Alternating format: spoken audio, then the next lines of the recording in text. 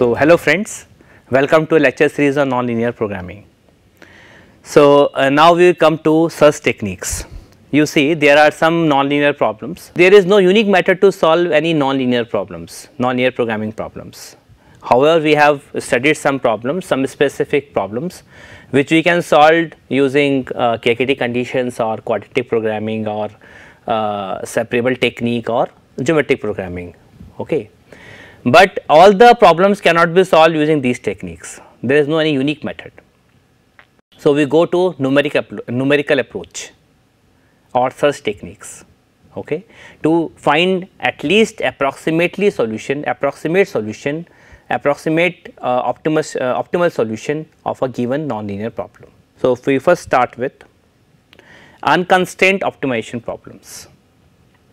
We have already discussed that a problem with without any constraint, that is simply minimization of a function f(x), x belongs to Rn, such problems are called unconstrained optimization problems. Now, the question arises, how can you find out a point, say x bar belongs to Rn, which solves or at least approximately solves the given problem P, okay? Because in general our analytical techniques may not work for all type of optimization problems. So, we move to such techniques. So, this is the reason that we should move to such techniques, because all the kind of optimization problems cannot be solved using analytical approach. Now, what is the basic scheme? The common basic scheme is of the form xk plus 1. It is a recursion algorithm basically, all the search techniques are recursion algorithms. So, the basic scheme is you take xk plus 1, that is the iteration at k plus 1th point, is equals to xk, that is the previous iteration, plus alpha k dk. Now, xk is the current solution, okay. Dk is the direction of movement from xk. You see that you are moving from a point xk to xk plus 1, you have two distinct points xk and xk plus 1. How to move from xk to xk plus 1? So that we are moving towards the optimal solution. If it is a minimization problem, then we are moving towards the minimum point. How can we find a direction in which we should move? So, that is dk. And next is alpha k, which is greater than 0 and is called as step size. The step size is the distance up to which we move from xk in the direction of xk, that is how much direction from how much distance from xk we should move so that we can find the improved solution, okay. So, this is a basic scheme. So, in basic scheme what we have to find, basically we have to find two things. Xk is the current solution, it is this is given to us or we can find. Next is alpha k is the step size which we have to find, and dk is the direction in which we should move so that we can get the improved solution in the next iteration. So, two things we have to find in all the schemes, alpha k and dk. So, how to find alpha k and dk to find the next iteration xk plus 1 such that we move to the solution of P in the efficient manner, okay. So, that is the main problem. Now, next is descent property. What is descent property? An algorithm for solving P, you see. This is the problem P, that is minimization of f(x) subject to x belongs to Rn. This is a minimization unconstrained optimization problem.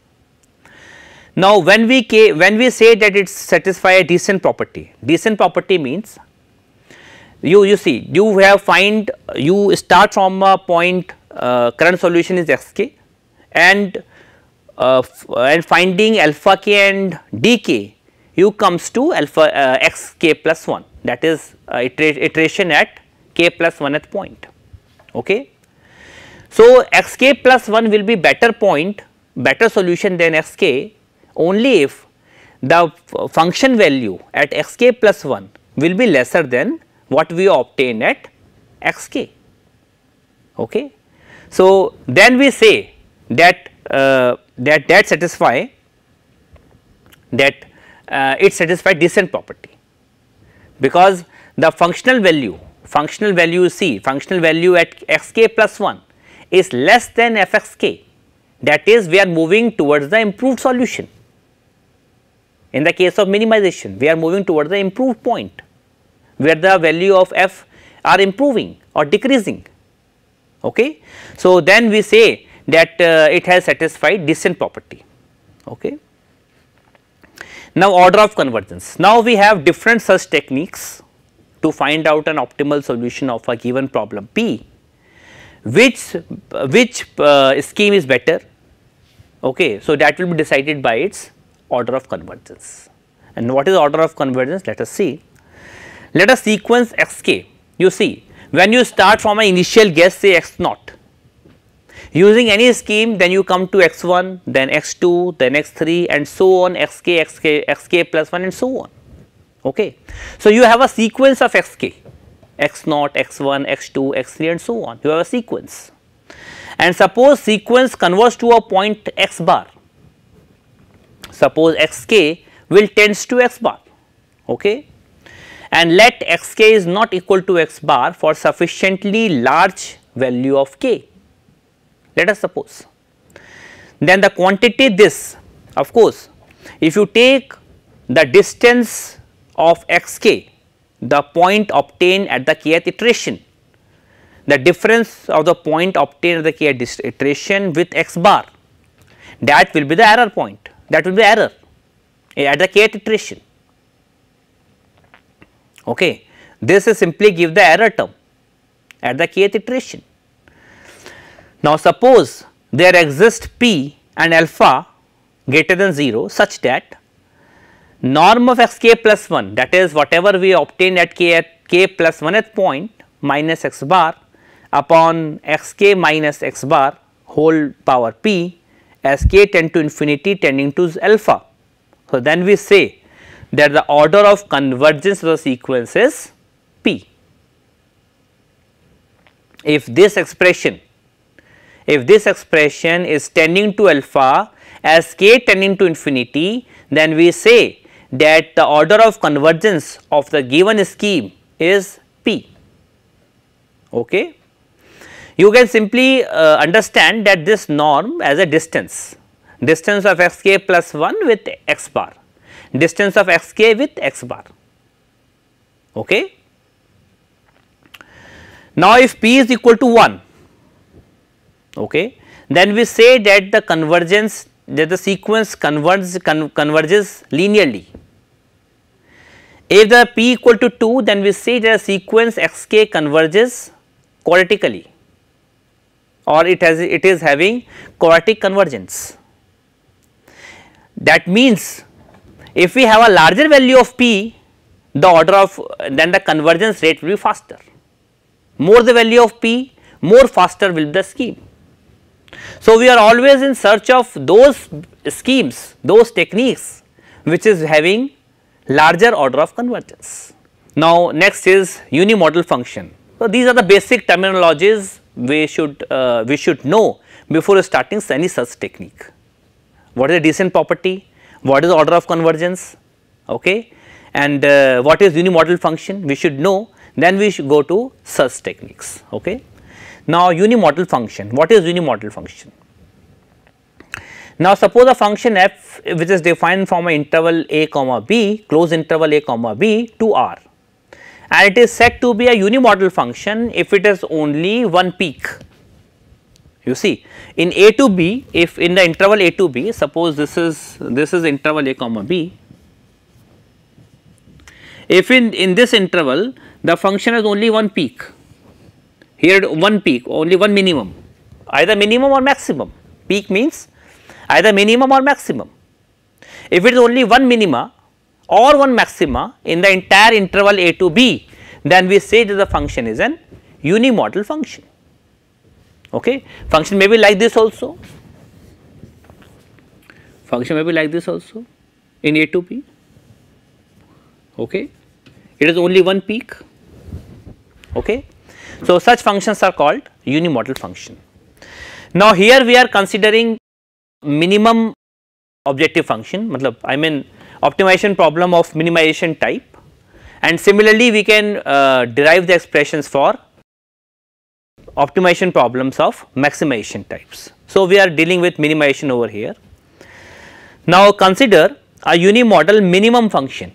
Minimum function means objective function is of minimization type. That means the peak in the objective function is of minimum type, of this type of problem we are considering. Okay. So, if it is minimum type problem, some alpha is there in between A and B such that it has only one peak, that means if it has only one peak, I mean only one minimum in the interval A to B, that means before this alpha it must decrease, and after this alpha up to B it must increase, if it is a unimodal function, because according to definition unimodal function it must have only one peak, I mean only one minima in between A and B. That means if the point of minima is alpha, that means f is decreasing,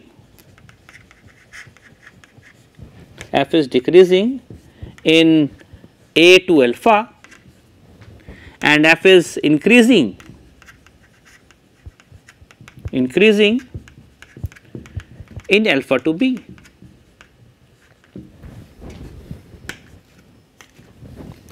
So, that is the main concept of unimodal function. If it is unimodal maximum function, then if it is unimodal maximum function and it suppose maxima is obtained at beta, then it first increase and then decrease. It increases up to beta, and after beta up to B it decreases. Okay. In unimodal minimum function, suppose we are having this type of problem. Okay, any problem, this type of problem suppose we are having. For minima, we are not discussing about the continuity or differentiability of the function. Okay, function may or may not be continuous or may not be differentiable. We are only thinking that function is a unimodal function, that is it has only one minimum point in A to B. Suppose it is A, and it is B. It is a minimum point. Okay. It first decreases and then increases. Okay. Now, the first interval AB, is called first interval of uncertainty. What is our aim? Our aim is to find out the minimum point of the given problem P. We have some given problem P, some given fx which we have to minimize subject to x belongs to Rn. Our aim is to find out the minimum value of the objective function fx. Okay. Now, for that we are always try to reduce this interval. Okay, this is the first interval. Okay, we are always try to find out some experiments in this interval such that the minimum point always lies in between that interval, lies in the interior of that interval, and we are always try to reduce the size of the interval, width of the interval, and such intervals are called interval of uncertainty. Okay. In every iterations, we are trying to find out a new interval of uncertainty such that the interval of width of the interval of uncertainty becomes smaller and smaller. Okay. So, and in each interval of uncertainty minimum point will lie. Okay. Now, suppose in any scheme you find out two experiments. Two experiment means two iterations. You perform two iterations. Okay. You find out two iterations. Suppose you find out first iteration over here x1, and next iteration you find out here suppose it is x2. Okay. You perform any such technique which we discuss afterwards. You find two experiments. Suppose experiments are x1 and x2. Okay. It may be possible in this case fx1 is less than fx2.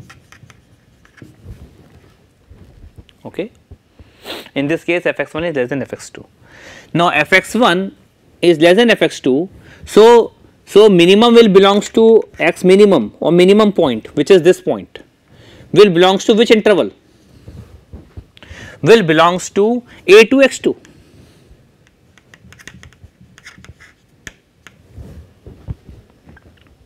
Why a to x2? Why not x1 to x2? Because this x1 may be here also, because here also fx1 is less than fx2. If we say in between x1 and x2, then here x1 to x2 does not contain the point of minima. However, a to x2 always cover the point of minima, because we are choosing x1 less than x2. We are taking two experiments such that x1 less than x2.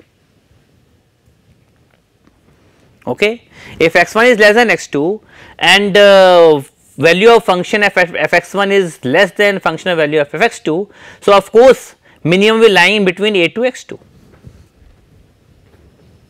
Now suppose fx1 is bigger than fx2. Suppose this is the case. Suppose x1 is here.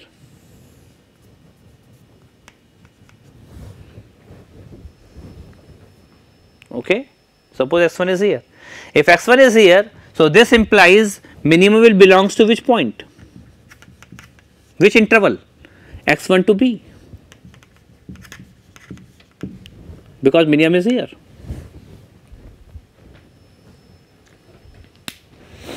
Okay. Because minimum is here.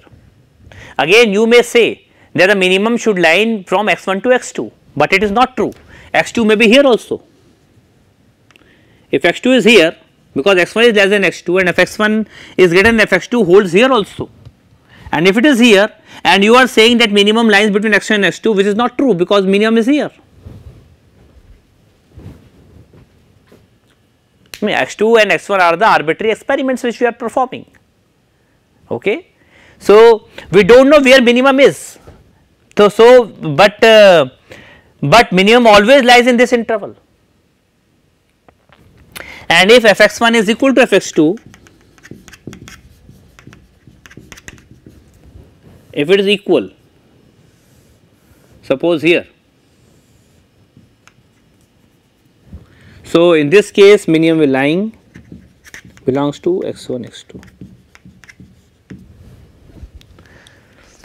So from any scheme, from any basic scheme, from any such technique, we first find two experiments, okay, x1 and x2.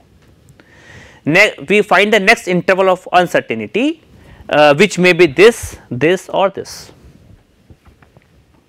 This case rarely happens because fx1, most of the cases rarely happens that fx1 is equal to fx2. So in most of the cases we are having either this case or this case. So next interval of uncertainty will be either this or this. So definitely the width of this interval will be x2 minus a, and the width of this interval is b minus x1, which is less than b minus a. So in each step, in each iteration, we are trying to find out the next interval of uncertainty such that the minimum point will lying in that interval, and we are making interval smaller and smaller. So that is a basic scheme, that is a basic property which we are using in this any such technique. Okay.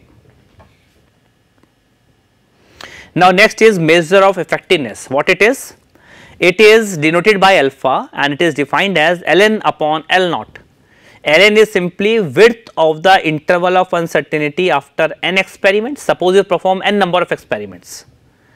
So ln we are defined as width of interval of uncertainty after n experiments, and L naught is the initial width of uncertainty. Initial width means b minus a over here. So definitely alpha will be less than equal to 1, because in each iteration we are trying to reduce the size of the width of the interval. So ln will be definitely less than or equals to L naught. So ln upon L naught will definitely be less than or equals to 1. So smaller the value of alpha, that means that means we are making the interval of uncertainty smaller and smaller. Okay. Now, the first search technique is dichotomous search technique. Now, what it is, let us discuss. The first search technique is dichotomous search technique.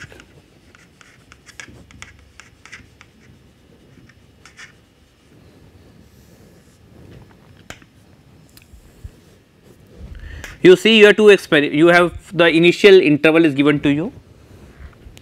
Initial interval is given to you, interval is a comma b, closed interval a comma b. You have to find out the experiments and the next interval of uncertainty. Okay. How to find that? So, in this search technique, in this scheme, what we do, we basically, so this is L naught. We first define L naught. L naught is b minus a. The initial length of uncertainty, that is b minus a. Okay. Now, you find two experiments here, x1 and x2, such that x1 and x2 are suppose delta distance apart. Now, we take the 2 point at a equal distance from the midpoint of this, that is so this is L naught by 2, this length is L naught by 2 and we are making it delta by 2.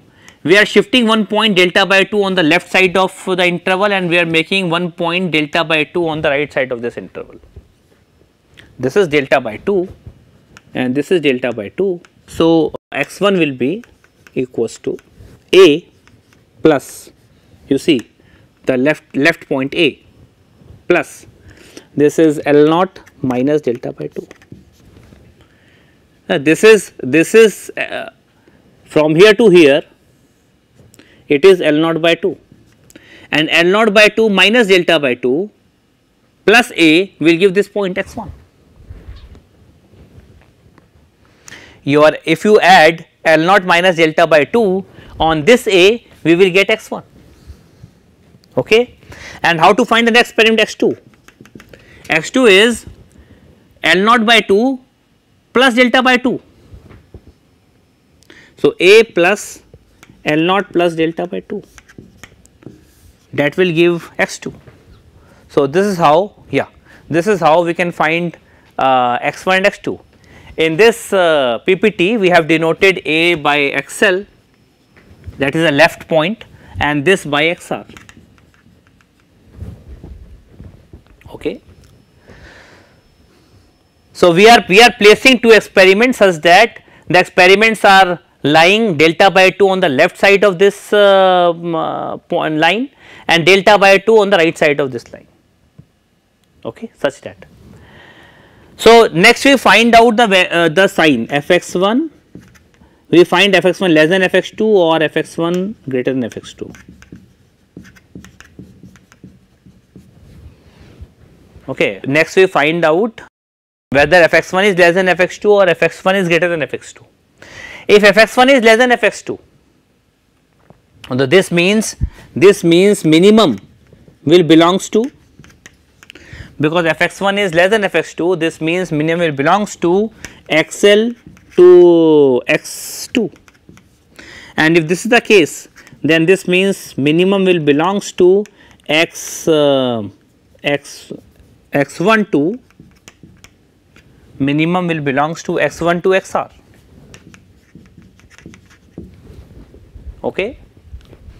Now, this will be our next interval of uncertainty. If suppose this is our next interval of uncertainty, so this will be xl and this will be nu xr. Again we divide, we take the midpoint and place the next two experiments, delta by 2 on the left side and delta by 2 on the right side. Okay, suppose this will be our next experiment. So, next experiment will be now xl to x2. Again this length is suppose L2, which is x2 minus xl. Okay.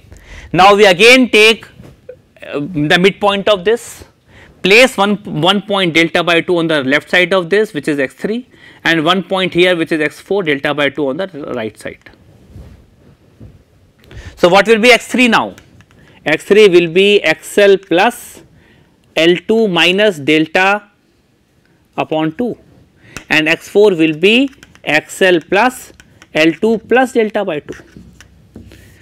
Again we will check the sign of fx3 and fx4, whether fx3 is less than fx4, fx3 is greater than fx4. On the basis of this we can decide the next interval of uncertainty. Okay. So this is the main scheme. We place the two experiments starting from midpoint, delta by 2 on the left side and delta by 2 on the right side. So if you find the next length L2, L2 is x2 minus xl. x2 is what? x2 is this value, that is a plus a or xl, a means xl, okay, that is xl plus L naught plus delta by 2 minus xl. So it is L naught plus delta upon 2. This is L2. And from here also if you find L2, it is same because distance are same, it is xr minus x1. What is xr? xr is L naught plus xl, and xl is x1 is this quantity, a is xl, so it is minus xl and minus L naught minus delta upon 2, which is equals to xl cancel out, it is delta. So both are same. Okay, whether we have this next interval of uncertainty or this, it will remain same. Okay. So what we have obtained, now the number of experiments n are always even, because here in each iteration we are calculating two experiments, x1, x2, x3, x4 and so on. So number of experiments either 2, 4, 6 and so on. Okay. Now the interval of uncertainty Ln, I mean width of interval of uncertainty will be, if we perform two experiments. So we have seen that interval of uncertainty is that we have seen L naught plus delta by 2.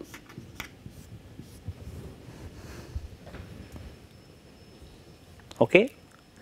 Basically what we are doing, we are taking the half of the length.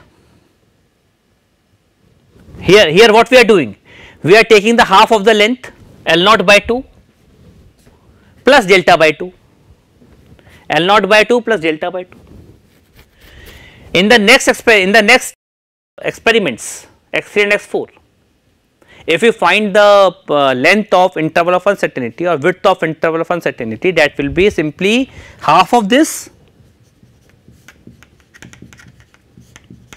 because now the next length is this.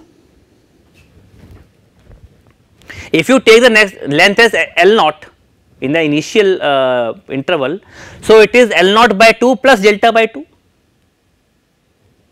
Now now in the next iteration, now length is this this quantity, so this by 2 plus delta by 2 will be the next length of uncertainty, that you can easily show also, you can easily see also. Okay. Now in the sixth experiment, this will be half of this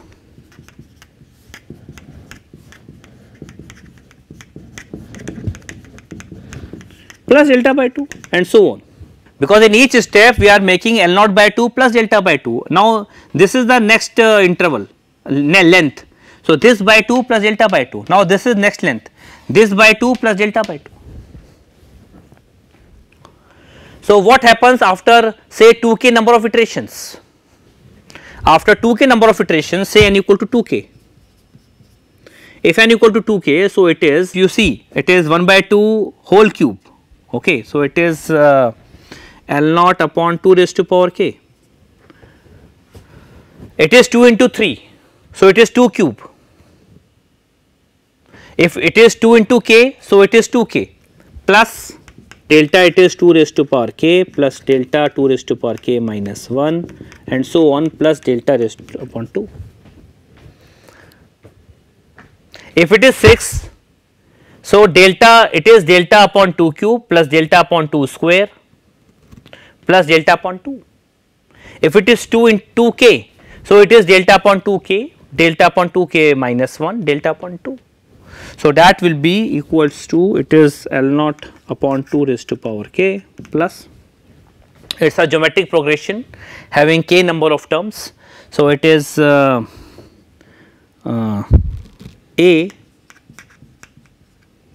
(1 minus r raised to power n), r is 2 raised to power k and 1 minus 2.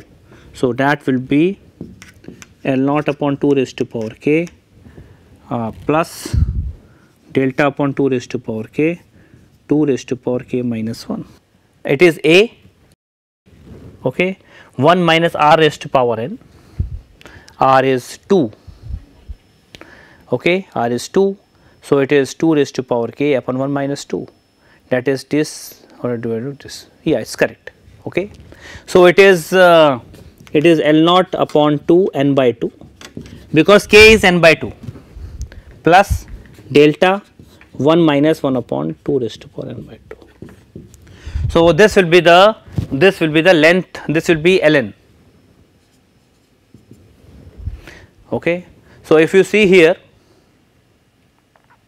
so L naught ln will be L naught plus 2 raised to power n by 2 plus delta whole 1 minus 2 upon n by 2, and alpha, which is a measure of effectiveness, is ln upon L naught.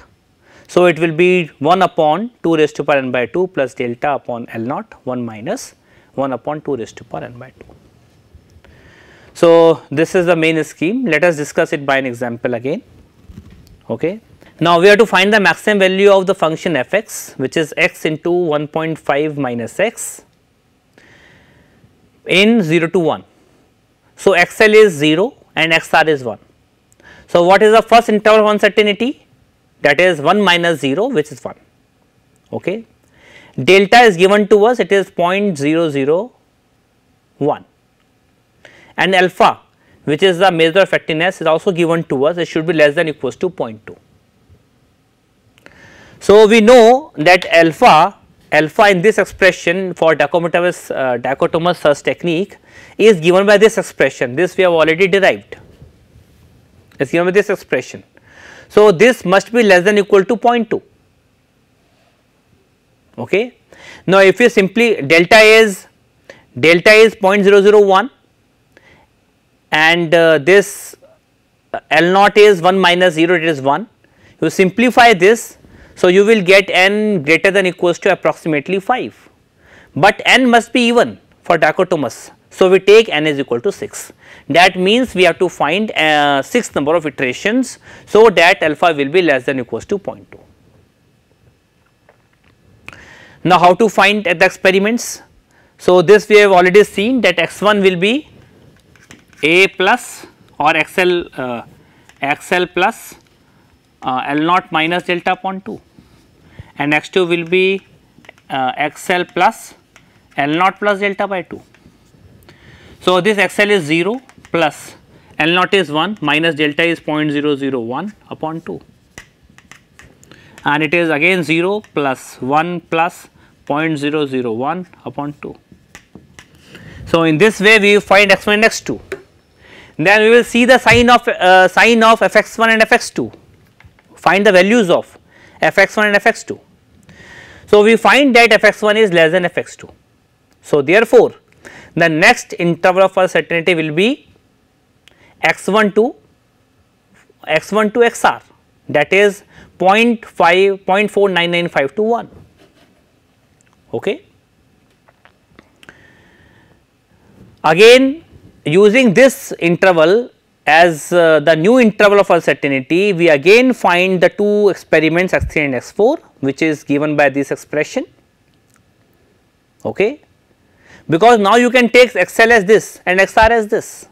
Again you will take the midpoint and place one experiment delta by 2 on the left side and one experiment delta 2 by 2 on the right side. Okay. You find x3 and x4.